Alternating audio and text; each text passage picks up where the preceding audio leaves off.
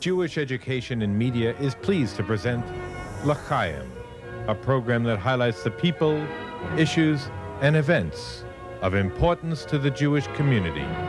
Now here is your host, Rabbi Mark Golub.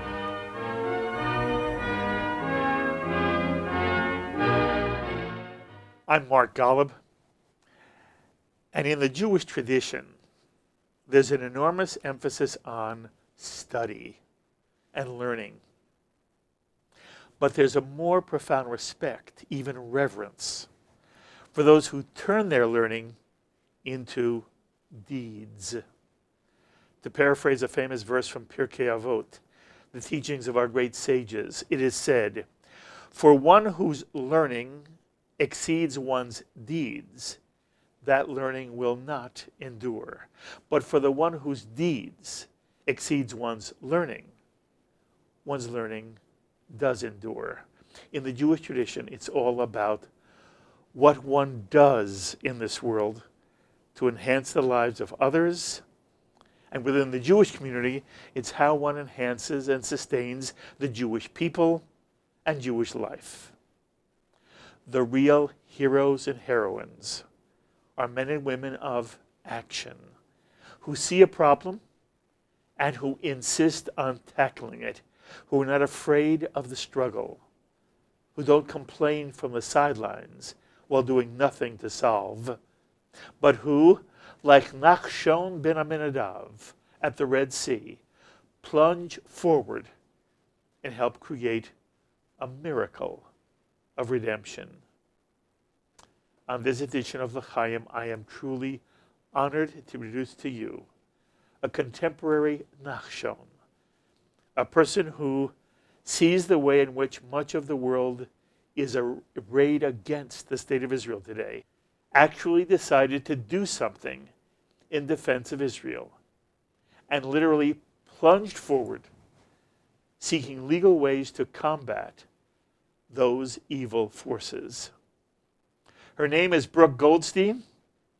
She's the founder and executive director of the Lawfare Project, a nonprofit initiative that works to protect the human and civil rights of Jews and pro-Israel communities worldwide, and who funds legal actions to protect free speech and civil rights by challenging antisemitism and discrimination against Jews.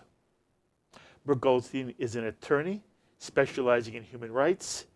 She's an author and an award-winning filmmaker of a superb documentary you may have seen here on JBS entitled "The Making of a Martyr," which shows how Palestinian children are taught to become suicide bombers.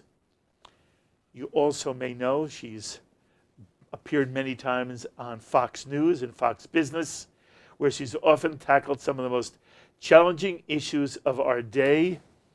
It is such a kick for me to have you at this table. I'm an enormous fan of yours. I thank you for joining us on JBS and L'Chaim. Thank you, darling. Thank you for having me. It's an honor to be here with you, Mark. Wonderful. So before talking about Lawfare, I want to talk about you and how in the world you became Brooke Goldstein that we know today. Where were you born? In Toronto, Canada. You're Canadian. I am indeed. I'm a dual citizen, though. Okay. My mother's American, my father's Canadian. What kind of Jewish home do you have growing up? It was always very important for us as kids to be sent to Hebrew school to get a Zionist education, which we did. We went to Chaim Nachman Bialik Day School in Toronto, where we learned to speak Hebrew fluently as well as English. And we were taught about Zionism as the civil rights movement of the Jewish people from a very young age, and it obviously had a huge effect on me. Sounds like your parents were very committed to Jewishness, the state of Israel. Is that correct? Well, Jewishness, values, tradition, sense of community. We didn't always have Shabbat in the home. But there was a cultural connection. There was. I think it was more of a historical connection. The fact that I have Holocaust surviving grandparents. I have grandparents on my father's side. They survived the siege of Leningrad. So, you know, because they sent us to Hebrew day school, to Jewish school, one day I came home and said, let's do Shabbat. Everybody else does Shabbat, let's do Shabbat. So, we would have sometimes lobster Shabbats. We weren't kosher, but only actually later in life did I become kosher, and now I have a kosher home. But the religious observance was never to us the emphasis. It was more the emphasis on the philosophical, the historical, what it means to be Jewish from a community historical perspective. Okay. How would you describe the Jewish identity of your parents? Really shaped by history, shaped by the fact that we all have a little bit of a psychological damage from the Holocaust. So in my home, there was always an emphasis on the reality, the fact that antisemitism exists and that you should be a proud Jew and never be ashamed. Emphasis on the importance of the state of Israel for our physical security, but also a deep love and respect for Talmud and for Torah as a philosophical source of learning, not necessarily religious doctrine. What did your father do for a living? Real estate, obviously. Did your mother work outside the home? So my mom was a full-time mom, but also full-time philanthropist, full-time social worker, volunteered for everything. Every year, some of my greatest memories were going to the Hadassah Women's Fair and volunteering. She now helps to run a home for abused women and children in northern Israel. She's always been very generous that way with her time. What are your parents' names? Ellen and Norman Goldstein. Very nice. Okay. You said that your mother's parents are Holocaust survivors? And your Well, so to qualify, so my grandmother, my mother's mother, survived multiple concentration camps. My mother's father was a hero of the partisan movement. He and his three brothers, four together, three of them survived, were some of the only Jews who fought with Polish partisan units. And, the stories from my grandmother were always starkly different than the stories from my grandfather. My grandmother's stories were horror, tragedy, death, and so forth, where my grandfather would tell stories of, heroic nature. So they both had very different experiences. And you hear them all as a grandchild? Yeah, I was a very curious, perhaps a little bit, unhealthily obsessed, probably, with the Holocaust as a child.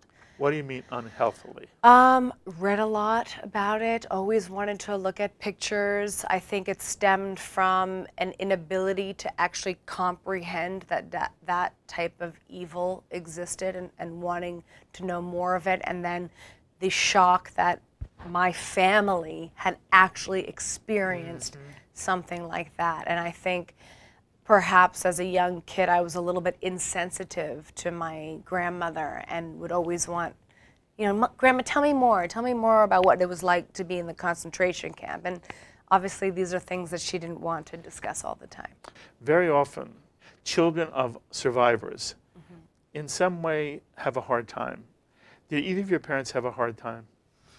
So that actually, to me, is something that is so astounding that they don't have psychological scars that you would assume they would, especially my grandmother. What always amazed me, and I actually never talked to her about this because I think it was a realization that I had later in life after she passed. How do you go from a situation where your entire family is murdered, your parents are murdered, your sisters are murdered, and then you just start a life anew in America and raise a healthy family? My grandmother raised 3 healthy children who went on to have extremely healthy lives and healthy children for themselves without the psychological scars that you think would exist. It's a miracle. I don't think I would be able to do that. And in some way, did it affect you? It's when you say you almost were obsessed with learning about the Holocaust. There's an anger, I think. Is there? I think it deeply affects me. I feel injustice, sense of injustice, anger. It's not revenge, but when I hear about what's happening right now, for example, to Jewish students on campus, I am angry. Why is this still happening? How could this still happen? How did we not learn our lesson? Why aren't we as a community better protecting our students on campus? You decided to go to law school? And I really love law school. You I do? love Okay. I do. And you went where? To Cardozo. Here in New York? I did. Okay. You're at Cardozo. Something happens to you because the work that you now do in some way can be traced back to those years. You ultimately are going to make a film and you're going to establish Lawfare Project. I want to know that journey. How do you get from law school to those two things? So I was in my second year of law school, and I was taking a class called Human Rights and the Child, and I was studying about all the international laws and legal systems that make up, you know, our system of protections, and we were learning about things like the Convention on the Rights of the Child and the UN Charter and the optional protocol. Every child has the right to life. Every child has the right to an education and media free of incitement to hate and kill and so forth. And it was in the era of, I think it was the Second Intifada.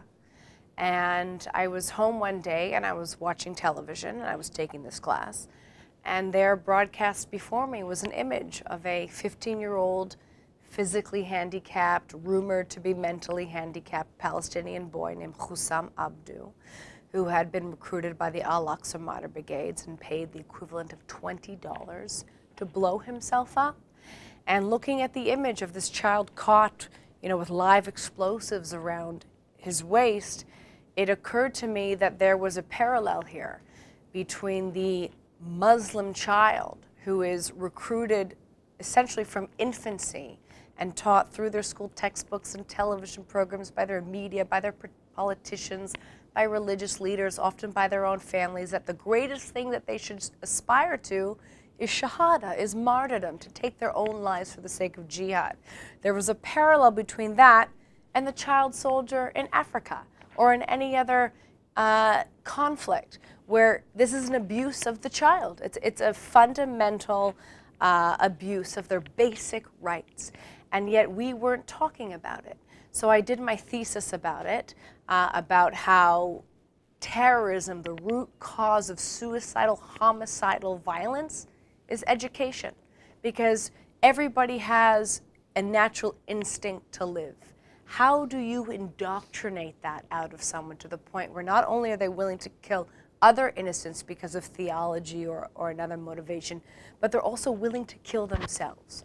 So I did a deep dive into the subject for my law school thesis, and I ended up being encouraged by my dad in particular to do a documentary film about the subject.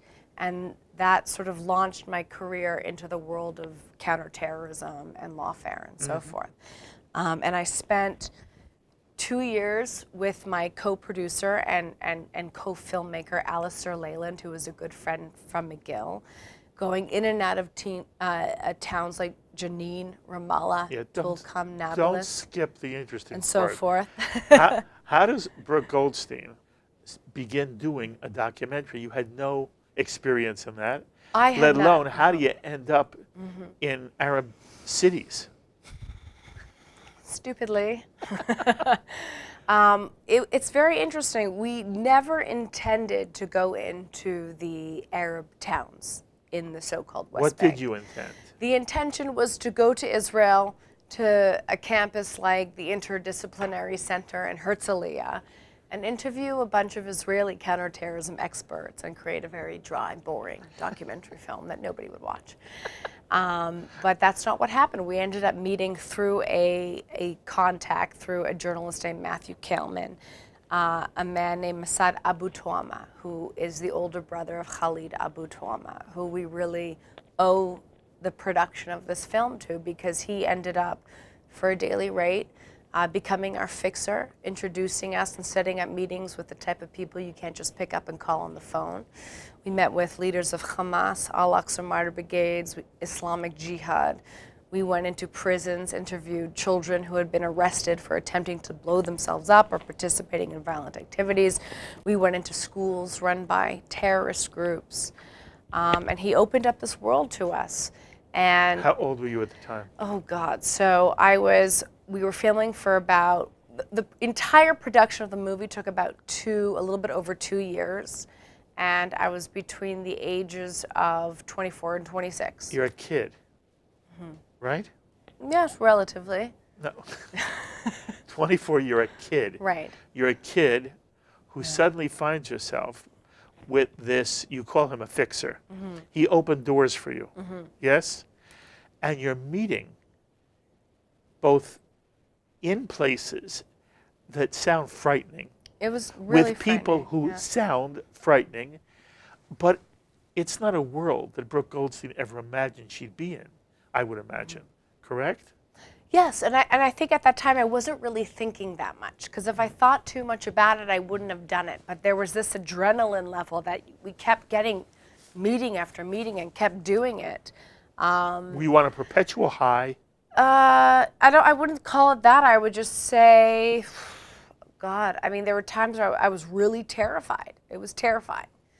But it was a curiosity. And it was, frankly, a naivete.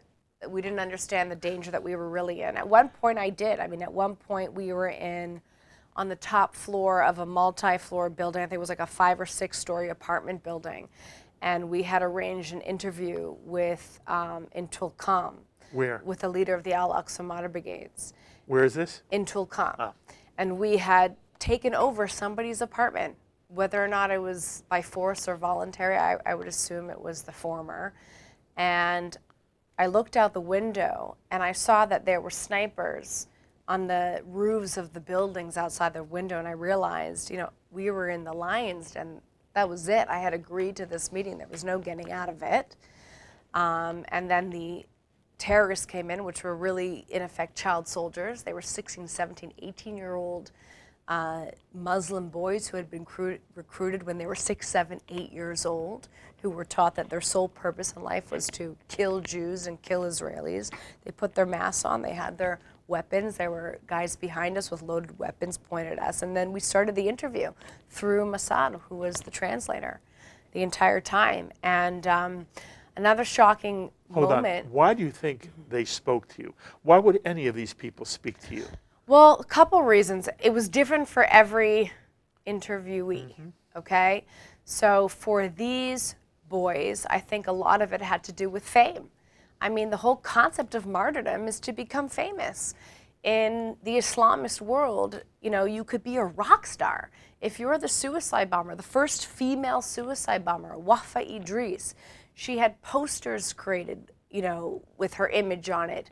Saddam Hussein had squares dedicated to Wafa Idris, the first female Palestinian suicide bomber, killed 1, injured 100 other in a Jerusalem marketplace. The #1 most popular name for girls the year that she killed herself and others was Wafa. You become famous. So for these guys, getting the chance to be interviewed, to be on camera, a documentary film is going to be made about you. You're going to be on TV. That's sort of what this is all about. They knew you were Jewish?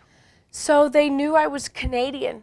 And the only person actually I think that knew I was Jewish, who I knew, was Zachariah Zubeidi, who at that time was the #1 most wanted man in the West Bank. He was the leader of the Al-Aqsa Martyr Brigades. And that's when Mossad actually told me after the fact that he told Zubeidi that I was Jewish. But it doesn't matter, because at that time, Zubeidi's human shield was an Israeli Jewish woman who was his girlfriend, who was later arrested and convicted of aiding and abetting terror. But she was Jewish, but she had a sick sympathy for this type of terrorism. And we came in and we said, we did not lie. We said, we are Canadian filmmakers. We are doing a documentary about the abuse of Palestinian Arab children. And so I guess they just assumed that we were coming in and doing a documentary about the evil Israeli empire that abuses Palestinian children. But in fact, we were doing a piece about the abuse that these children suffer at the hands of their own community. Interesting. They did not realize the abuse of children you were really interested in was abuse of themselves. Well, that's the kicker, that they don't see what they're doing as a crime. They are so proud at their recruitment of children to be child soldiers, suicide, homicide bombers, to serve as human shields. Look at the recent picture, I think it made one of the front pages of the New York Times, of a dead Palestinian Arab infant from the Gaza border clashes. You know, what are they doing bringing children to a place where there's live ammunition, where the chances of that child getting injured is very high? Because they are proud at the fact that their children are literally on the front lines, because they put them there to serve as fodder for the media, for their lawfare war against Israel, so that they can claim civilian casualties. We had such frank, open, and honest interviews that, you know, Zachariah Zubeidi, who, as I mentioned, was the leader of the Al-Aqsa Martyr Brigades at the time, openly bragged to us how he recruits children. He said to us, you know, if I don't give them a bomb, they would just use a knife instead. I'm doing them a favor. I'm giving them something so they can be, you know, effective in their war, as if children have the capacity to choose to take their own lives and engage in a conflict for political or religious reasons. You know, one child we interviewed, and this is in the film, in a school, saying, you know, I really want to engage in jihad. I want to kill Jews. But my mom tells me, it doesn't matter how many Jews you kill, they'll still come back. I mean, does this 12-year-old girl really understand the concept of taking a life, becoming a murderer, the consequences, how she's going to ruin her future? And what they were doing was also repeating slogans that we had heard: nowhere to go but up. I have no choice. If I don't blow myself, there's nowhere to go but up to heaven. So it's a product of a very systemic, intentional recruitment and indoctrination process, where you have literally Palestinian Authority television, programming, cartoons, music videos, children's programming, using stuffed animals, using, you know, cartoons to teach these children to kill themselves.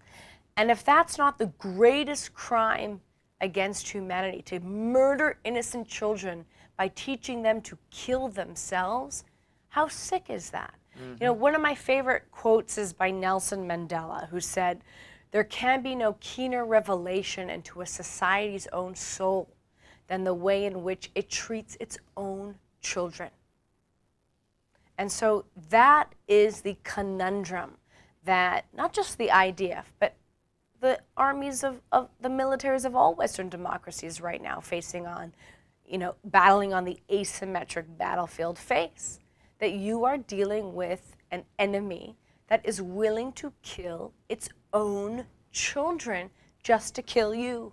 So where is the deterrence with that? How do you calculate a militaristic strategy when you face an opponent like that? I don't sense that there's an understanding of the reality that you experienced, either here in America, and you know, it's facile to use the word liberal. It's not fair. What I mean by liberal in this context is there are those Americans, and American Jews in particular, who really want to believe all people are good and all people are the same, and that we all want the best for our children, and that all we really want to be left alone to live a good life, an easy life, as lovely a life as possible.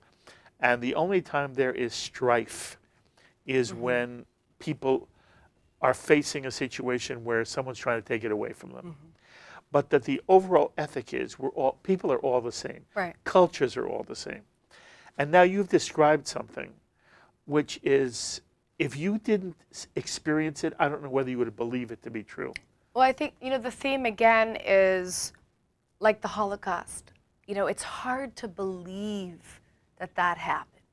And I think that's also and I'm not an expert in psychology, but I would assume an element of Holocaust denial within those who are not anti-Semitic and don't describe themselves as anti-Semitic. Goes, how could this have possibly happened? It is so outrageously evil. The stories that you hear, you can't comprehend unless you've seen it, unless you've been there, and unless you've been to the Middle East and had the experience where you're literally interviewing a parent or a sister or a leader of a terrorist organization where they describe to you in detail with no qualms whatsoever about how they think the murder of children is okay and sanctioned by God. They're proud. You will not believe it. They have no qualms with what they're doing. And, you know, my experience when you speak with the counterterrorism community is, and this is oft repeated, you know, one of the mistakes that we always make is assuming that the other, the opponent, thinks like we do. They do not. They do not value civilian life like we do. They do not value the laws of armed conflict and hold themselves to a standard where they seek to uphold and abide by the laws of armed conflict or the rule of law in general, you know, on the battlefield. And so our culture is definitely better than other cultures because it preserves and values life. We are a culture of life. And what I witnessed there, filming my movie, was a culture of death. And the biggest irony is the whole industry that's been built on accusing people who speak this truth of being Islamophobic, okay?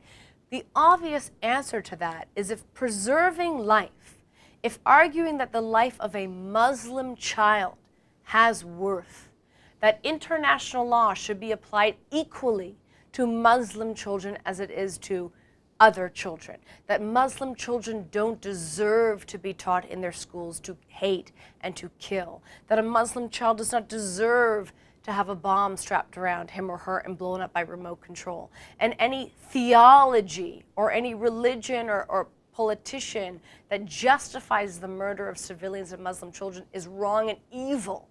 If that's anti-Islam, if that's anti-Muslim, what then is pro-Muslim? And aren't those who accuse others of being Islamophobic for wanting to preserve life and end conflict, aren't they the real racists? Aren't they the real bigots where they say, well, you know, our cultural norms and international law, that doesn't apply in the Middle East. Cultural relativism. They have their culture. Let them engage in female genital mutilation. That's their culture. We have no right to tell them what to do. That's racism. That's the real bigotry. Not to want to save and preserve lives of others just because they were unfortunate, I guess, to grow up in an area of conflict. There are those who will hear you and will say, what you're describing is real, but it's a very small percentage of the Muslim world. And the danger, they would argue, is that one would end up generalizing from the description you gave of this very small group and apply it to Islam and Muslims as a whole. You would answer. You don't have to generalize. Just look at the polls. Look at the polling they've done in the UK. Look at the polling here, where, yes, thank God that a small percentage, though not an insignificant number of people are actually engaged in violence and aiding and abetting violence.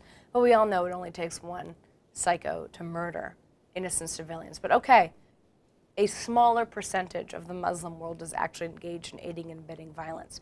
But the sympathy and the justification with suicide bombing is very, very widely felt.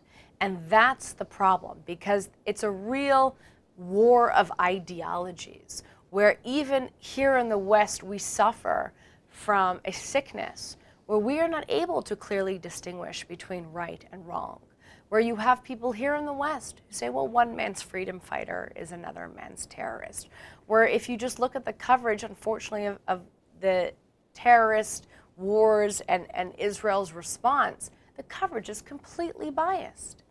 And that sympathy that they're trying to gin up for terrorism. I mean, look at the recent conflict in Gaza, where you have one of the oldest laws in international law, the right of a state to secure sovereign borders, okay?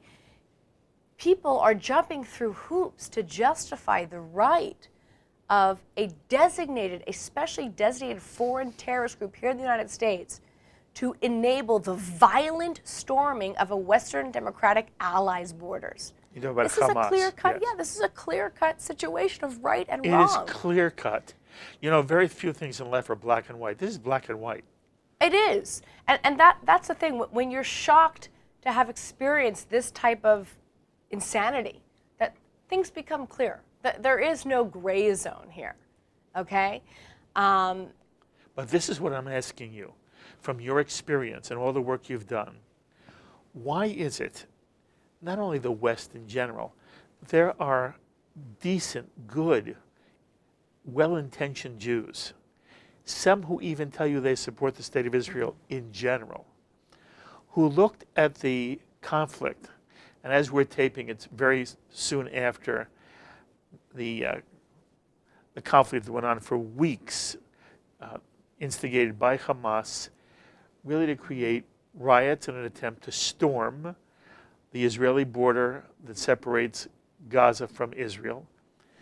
And Brooke, we know that they were giving maps to people, showing them once they got through the border how to get to Israeli kibbutzim and towns to murder Jews. Their intent was to murder Jews.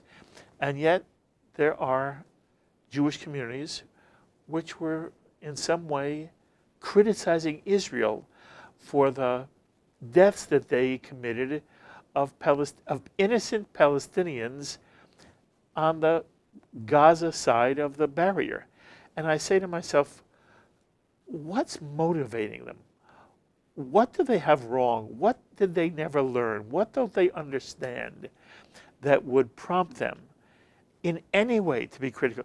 You know, in the United Nations, there was an attempt to censure the state of Israel. And only America and Australia vote against it. And Great Britain and Germany and France abstain because they don't want to be seen endorsing Israel's right, as you say, to protect its border. What I'm asking you for is your instinct here. What drives the general Western bias against Israel? And more to the point, what motivates Jews not to understand that this is a black and white situation and Israel's white and Hamas is black? Only easy questions on L'chaim, right? Look, I have to say, that's obviously the million-dollar question. I don't have the answer. There are people who are a lot smarter than me who have written books about this and still haven't come up with the answer. But I think, you know, there's a multitude of factors, and there's probably different categories that it could fall into, from the outright anti-Semitic to the completely delusional and refusing to accept the facts on the ground because it doesn't fit into your, you know, flowery worldview, to people who just want to feel accepted, who want to be a part of #MeToo or whatever. So you want to be #FreePalestine. You want to present yourself as liberal. You don't want to get involved in the facts. It's too complicated. It's not cool. Depends how old you are, who your circle is. I mean, there's so many psychological reasons why this is happening. You know, it's not my field. You know, my field, and you mentioned it a little bit in the intro, is seeing a problem and solving it and doing something about it. And I think it's up to the professors and the psychoanalysts to give us the answer to that age-old question of why we have anti-Semitism. Okay, but I'm not letting you off the hook. You have done a proper disclaimer. This is not your area of expertise. I still want to know what Brooke Goldstein's instinct is. Of all the things you mentioned, which worries you the most? Which do you think is driving? And let's stay with the Jewish community. Okay. What drives thinking liberal Jews? And I want to make it clear, I've said time and time again, I consider myself to be brought up a traditional liberal Jew. For me, a liberal Jew would care for all the things you described and want to protect the Muslim child. from all the things you described are the ways they're being abused. I consider that to be the liberal perspective. Right. But in the classical liberal tradition right now, that's not how it's seen. Well, the bigger issue that you're talking about is the fact that traditional liberalism has been perverted. Where is the women's rights movement when it comes to the plight of women in Muslim majority countries? Where is Human Rights Watch? Where is Amnesty International? Where is Coalition to Stop the Use of Child Soldiers when you have African American slaves in Saudi Arabia and child soldiers in human shields throughout, conflict with Islamist terrorist groups? They don't say anything. And you have people who have actually hijacked the liberal movement, so-called progressive movements, which have then become regressive, as Alan Dershowitz says. People like Linda Sarsour and Tamika Mallory, who are the opposite of female empowerment, who stand for everything that a traditional anti-Semitism, anti-Semitic hate preacher would stand for. Farrakhan. Tamika Mallory has gone on record praising him, and he's pretty clear-cut a racist. But it takes energy and courage to stand up and say something is wrong here, and you've all lost the plot, and this is no longer what defines me, and this is not moral, and we need to be standing up for things that are politically incorrect. And I think that's why you have such a massive pushback against what is deemed as politically incorrect, Islamophobic, or whatever speech. There is a reason why a strategy, a very intentional strategy, has been pursued to silence and punish anybody who goes out there and talks like we talk. Someone like a Monica Crowley or a John Bolton, they're racist, they're Islamophobic. Physically attacking offices like Charlie Hebdo in France that try to satirize the issue of theologically motivated terrorism with the Muhammad with the bomb in his turban cartoon. You are targeted. You become unpopular. Your physical safety can be threatened. Like Ayaan Hirsi Ali, for example, has to travel around now with bodyguards because she made a film with Theo van Gogh, who was murdered on the streets of Amsterdam for making a film called Submission about women's rights in the Muslim world. These are traditionally the heroes that we should be raising on the liberal throne, the platform of the idealists who want to change and enforce human rights that the liberal so-called community has now been trying to tear down because their voices are dangerous. To be politically incorrect is dangerous. So it's unpopular. We all hang out in my basement every Saturday night and commiserate. How do you self-identify politically? Well, it's funny because I'm Canadian and by birth, and I grew up in a culture where we always had multiple parties, and nobody was ever asked, are you this or are you that? Are you Republican? Are you Democrat? Are you a registered this or that? So when I came here to the United States, the whole concept of being a registered Republican or a registered Democrat was foreign to me. I thought, don't you just vote every year with who you would rather see in power and who you align with? And I voted both Democrat and Republican since I could vote here in this country. So, I'm a truthist, I guess. Good for you. Because you appear on Fox, it's assumed that you skew to the right. Is that fair assumption? Well, I think if you were to describe me when it comes to foreign policy, national security, the economy, I have more of a conservative, so-called right-wing view. When it comes to domestic politics, I'm very liberal. Depends what the issue is. It's funny because I have been booked and canceled on MSNBC at least twice. Because you think? Ask them. Come on. As soon as I send them my talking points. The good thing about Fox is you have the ability. Yes, a lot of the anchors have a political position that could be described as conservative. But the platform, they let everybody on. Tucker's entire show is about bringing on the other side Tucker and Carlson. Debating. Yes. You don't have that on MSNBC. You have it, or but on you CNN. only have it on Fox. Right, it's true. And I can't understand why any Jew deprecates Fox.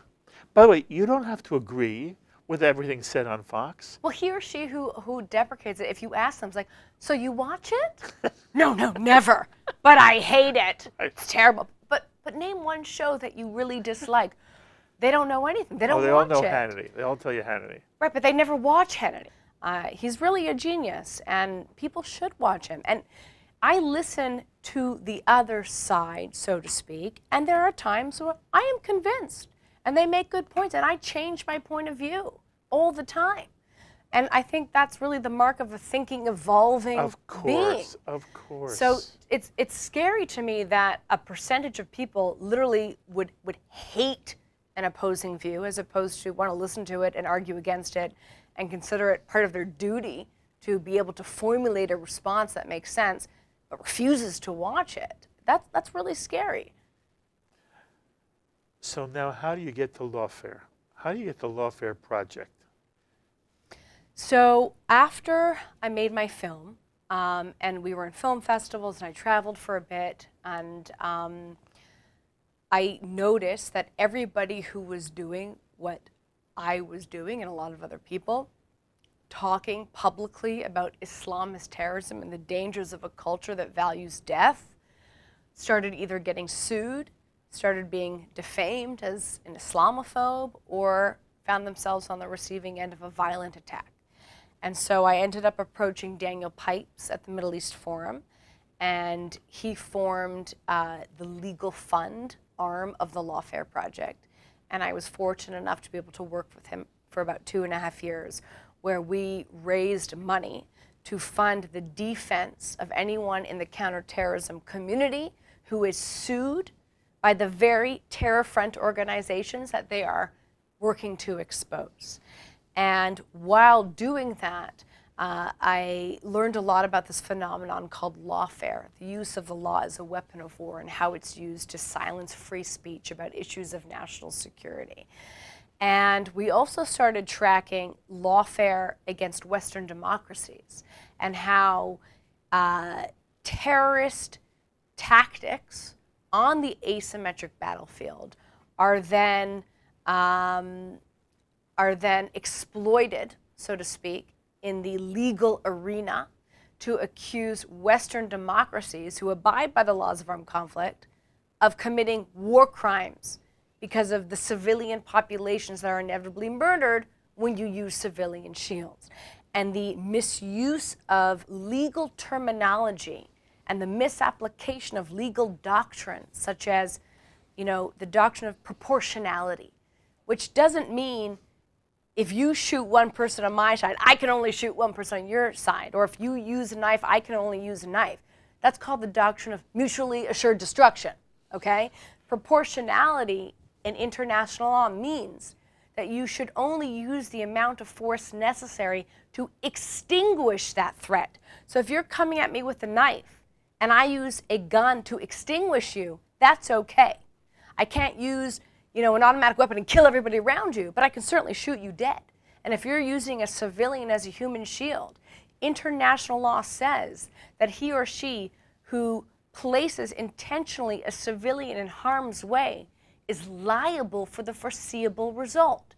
The terrorist that uses the human shield is liable for the death of that human shield. And we have the same concept here in criminal law, where if you have someone who's robbing a bank or a store, if a civilian is shot and killed by a police officer, it is the robber who is liable at law for that death because they foreseeably put that person in harm's way.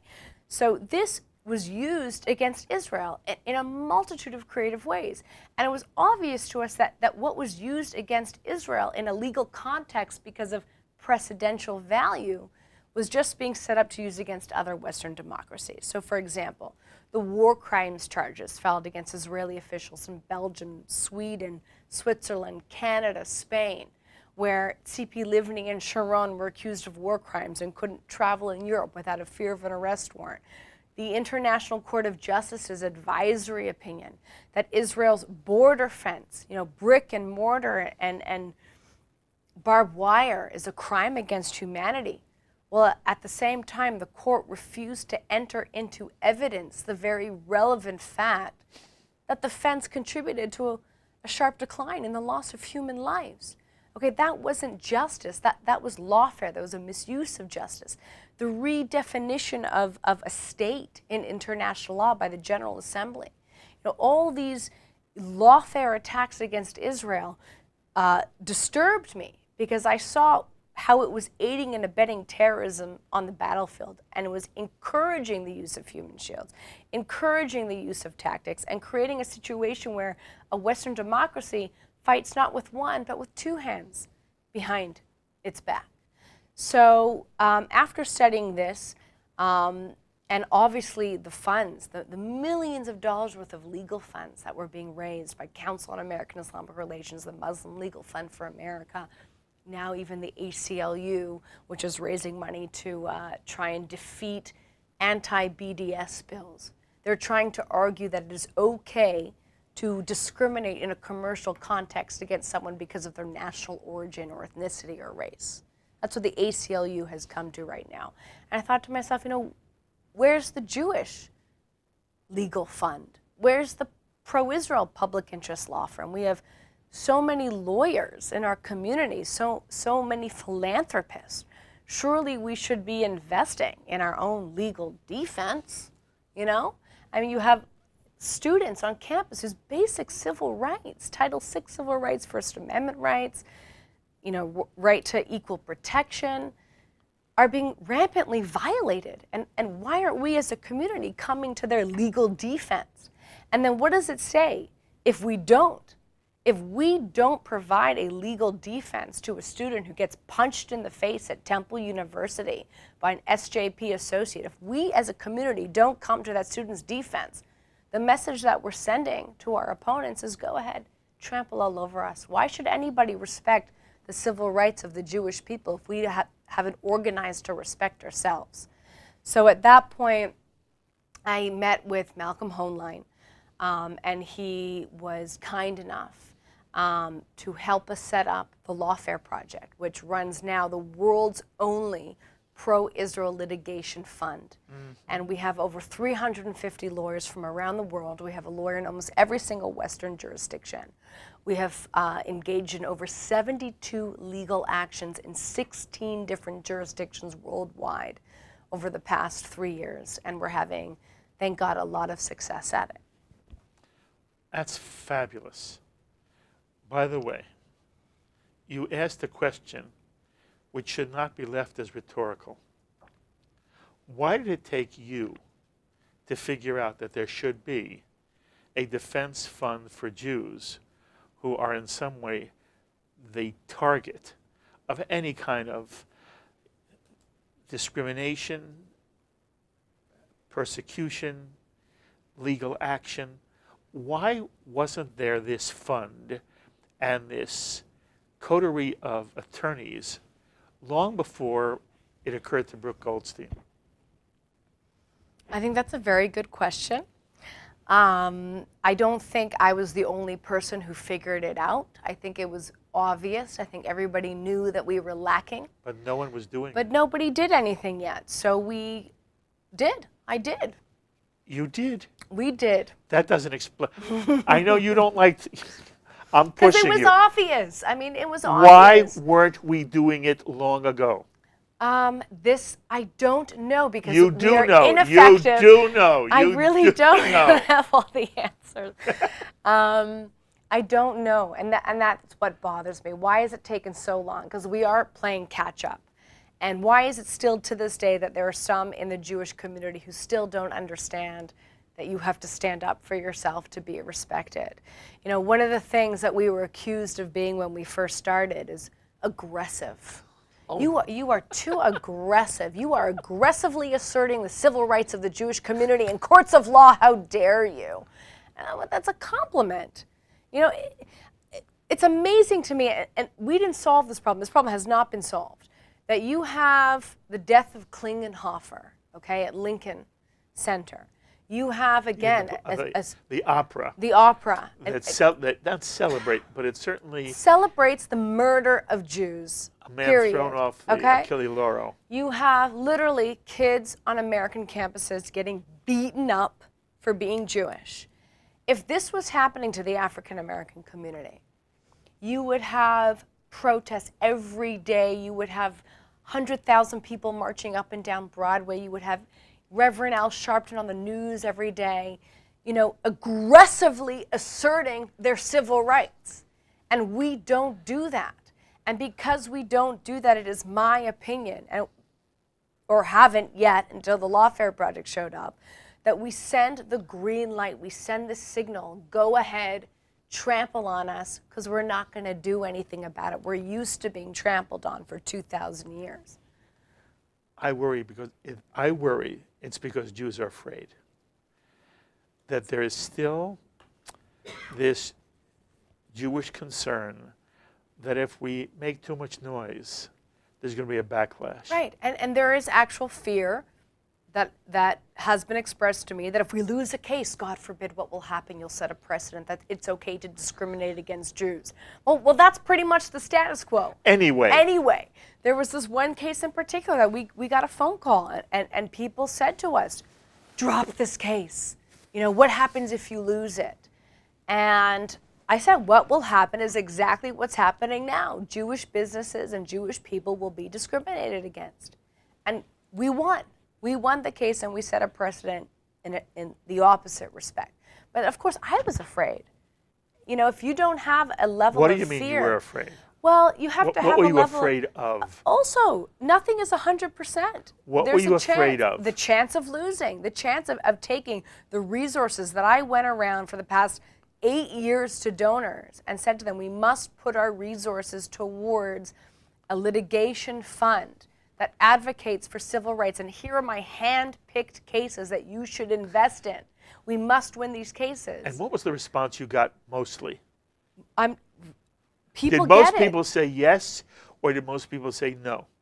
Yes, most people say yes. Most people say yes. And our donors have told us that we have the best ROI, return on investment, because we have spent a relatively insignificant amount of money on 72 legal actions in 16 different jurisdictions.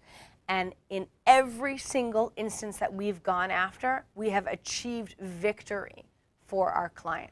If we continue to ignore the very real threats that we are faced now as Jews in the West, not, you know, simulated Jews, of course, but ones who are used to the safety and security, if we ever forget that we also have real threats, then I would be worried. And I feel like every day is a different answer. Sometimes I think the Jewish community understands what's going on and how to solve it.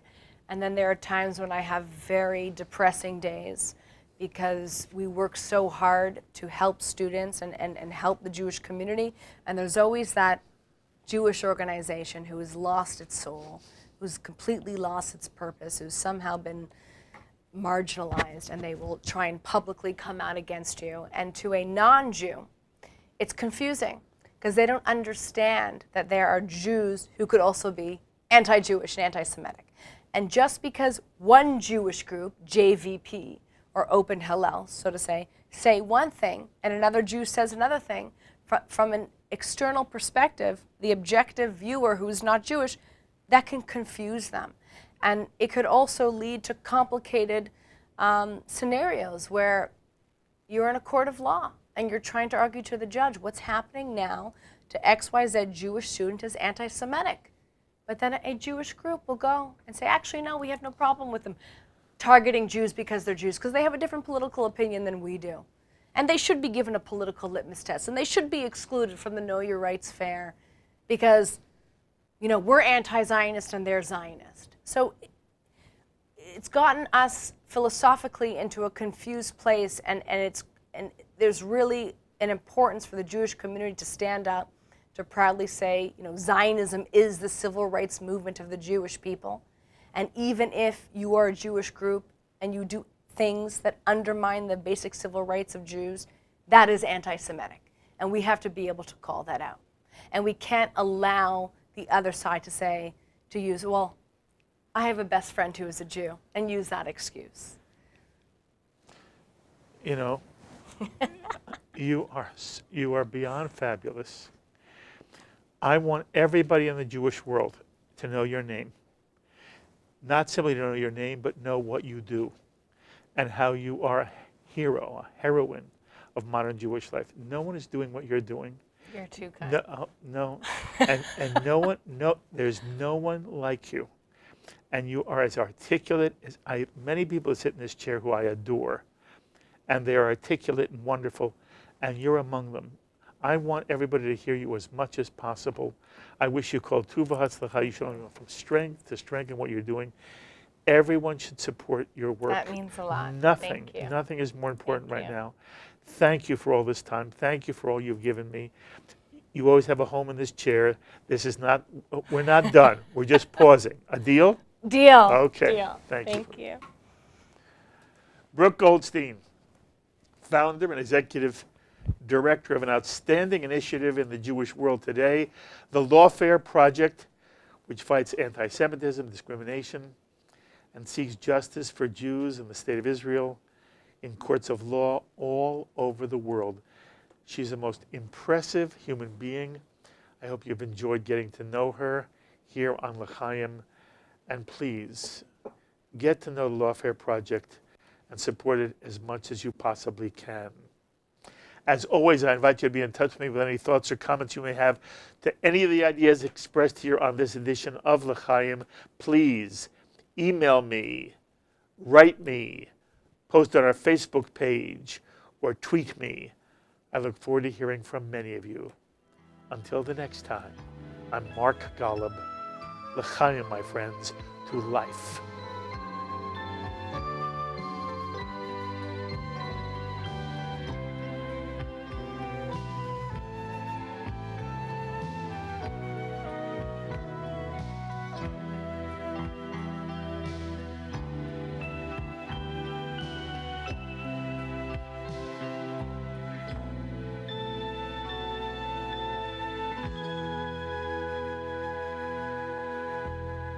L'Chaim is a presentation of Jewish education in media.